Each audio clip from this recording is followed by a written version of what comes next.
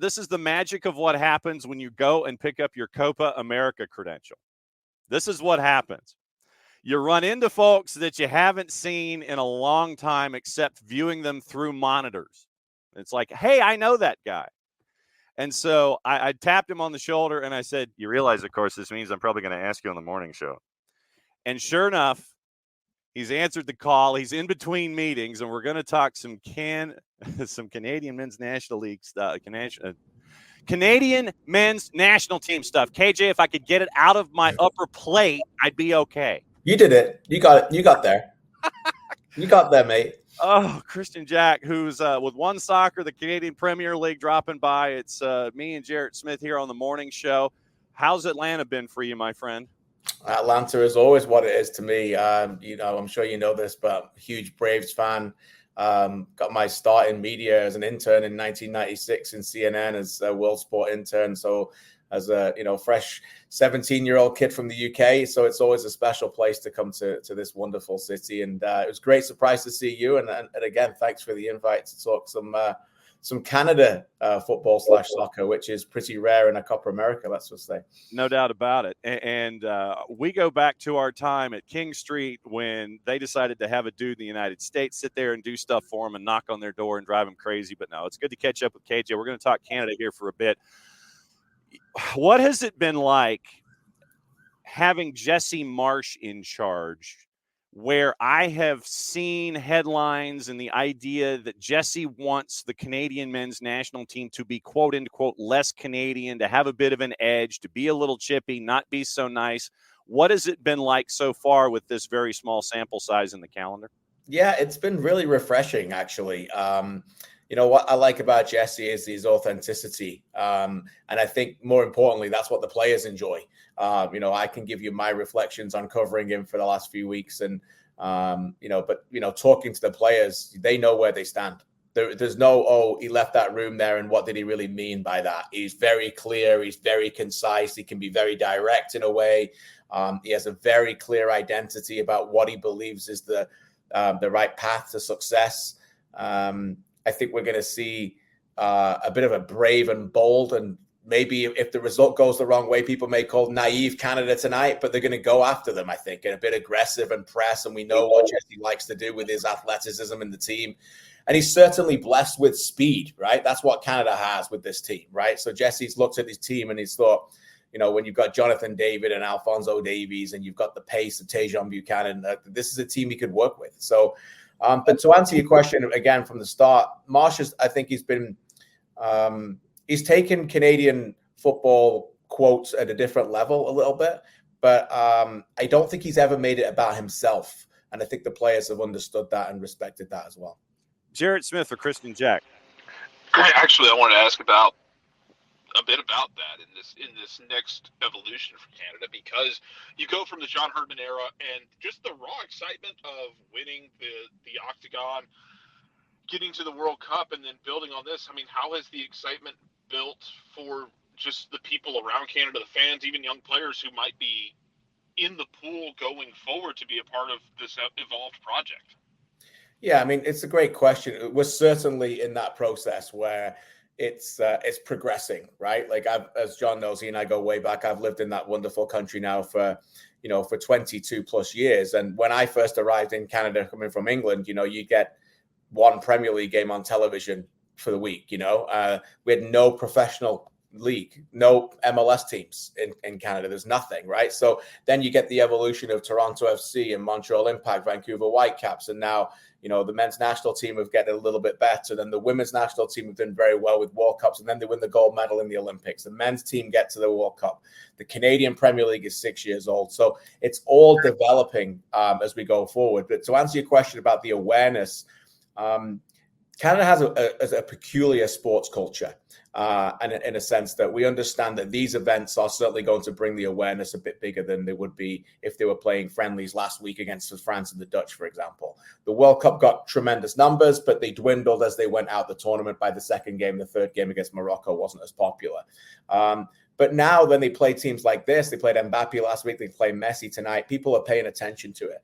And with Canada now, they understand that when they've got players like Davies and David and these players playing in Europe, the the European fans in the multicultural, melting pot that Canada has have, respected this national team more. Oh, it's not just a bunch of players who are playing in North America. So they've got the kind of, the purists over on board as well. And now, it's the attention has definitely turned to them as a belief that they're starting to belong. Now, the World Cup, the qualification for the World Cup, the way that they won that was certainly a great start. But now the pressure is on for them to build on that, because the last couple of years, and it has been 2 years since they won their World Cup qualifying process, hasn't gone well. They haven't played well. They didn't perform as well as they wanted at the World Cup. They got knocked out in Nations League. They didn't get to the Final Four. They lost in the Nations League final prior to that to the US.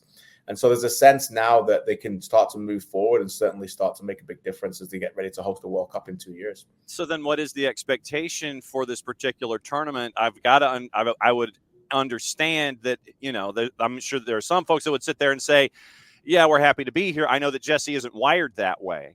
So then what is the expectation in this tournament to take some teeth out on your way out the door? What's the anticipation? Yeah, I think we break it into three, right? I think, well, first of all, whenever we talk about expectation, I think Jesse Marsch moves the goalposts a little bit towards 2026 for a reason.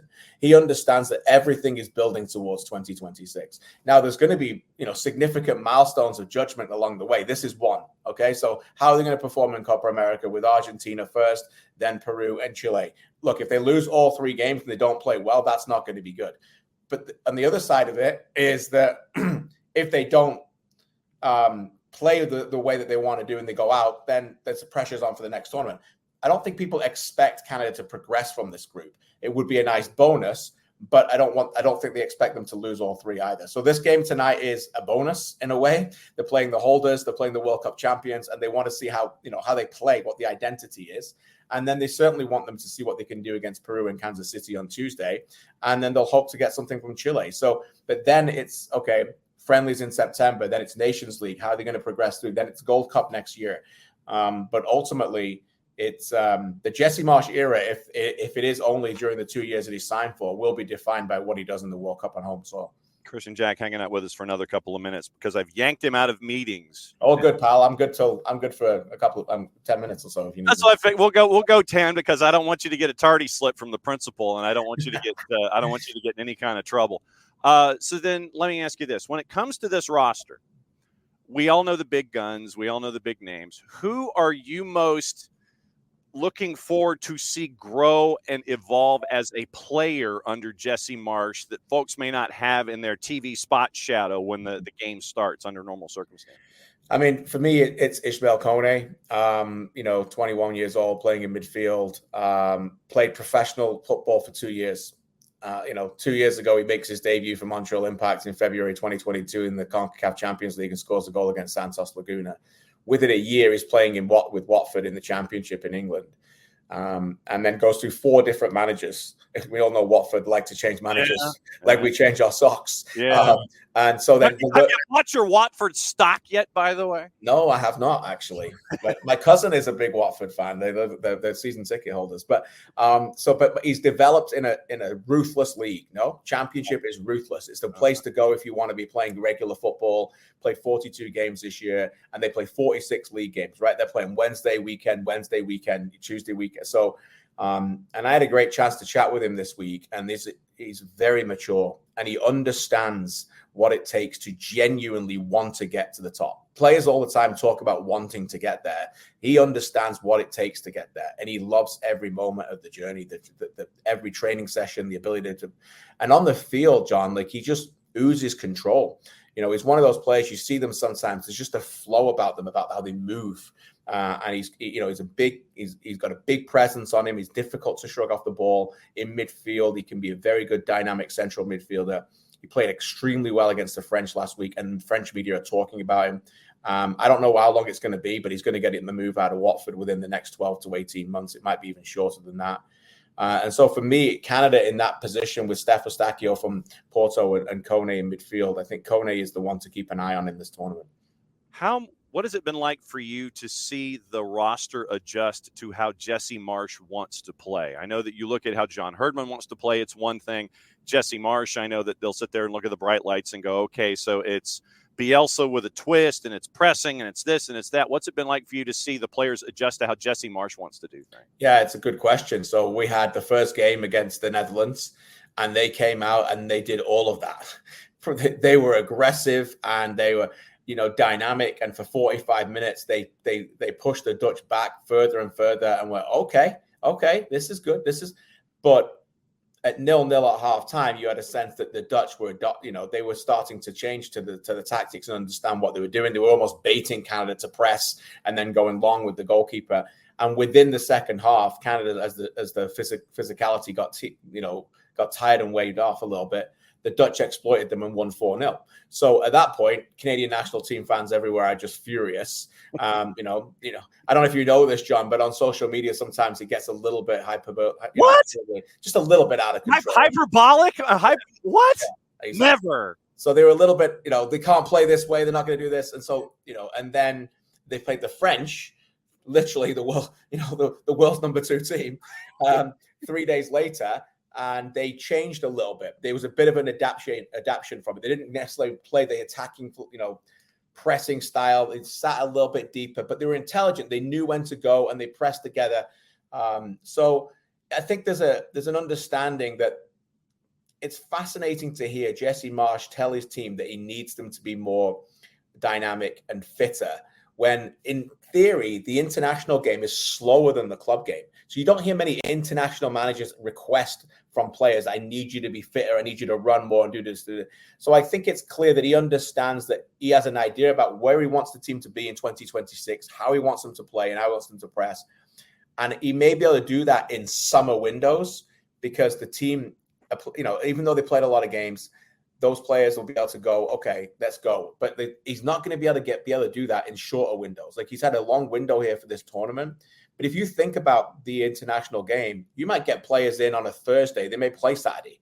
You're not going to have a lot of time at that point to really bring in your own identity and get them to the levels of fitness. So I think he's going to have to adapt as he goes on, and he's not going to have to be able to play the same way every single time. Because you're cramming for a test, basically. You have your team and your team philosophies, and okay, my team manager wants me to do this, and then you come dropping into your national team milieu, for lack of a better phrase, and you got to change your way of thinking. You got to change how you're reacting. You got to change. It's almost whiplash for these players to go from their team construct to the national team construct. Correct. Absolutely. And I think that's the beauty of international management, and the big challenge now is that you never know what you're going to receive when they come in.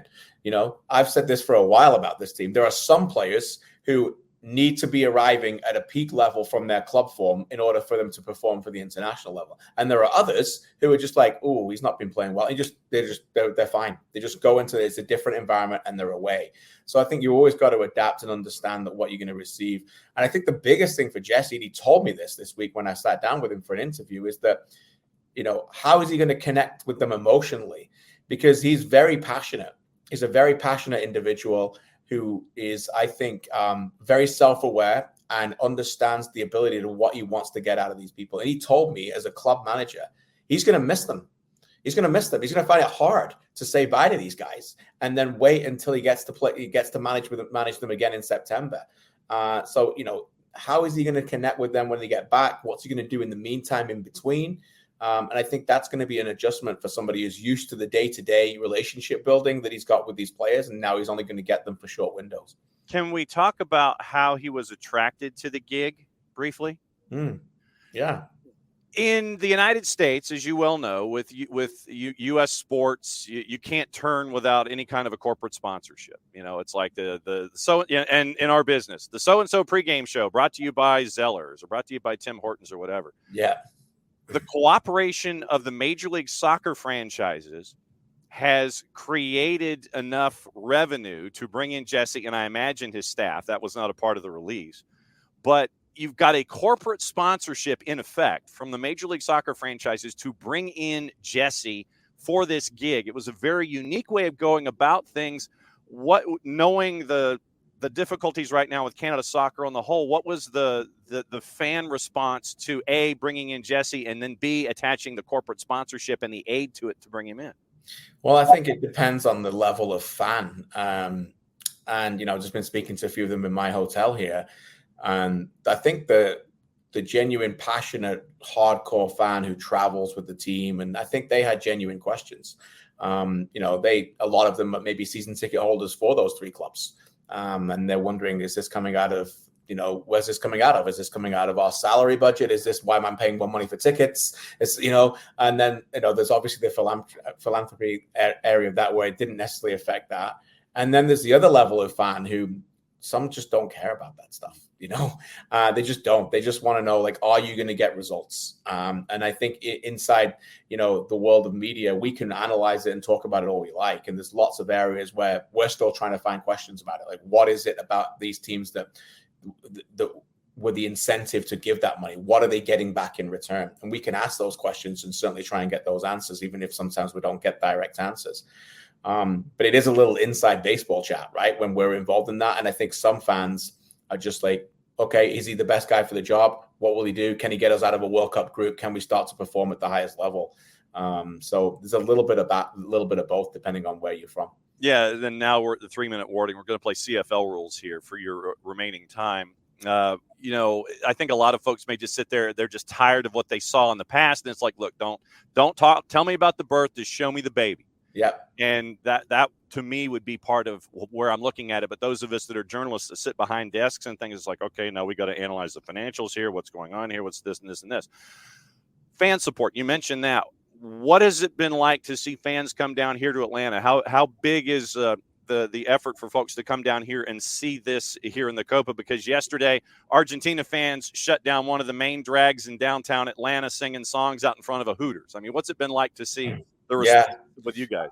I saw that, by the way. I'm literally around the corner from it, so it was pretty impressive to watch that. That was amazing. But Argentina, I mean, I was very blessed to spend 23 days in Qatar, and I went to see 27 games. And Argentina, by far, were the most entertaining fan bases that around.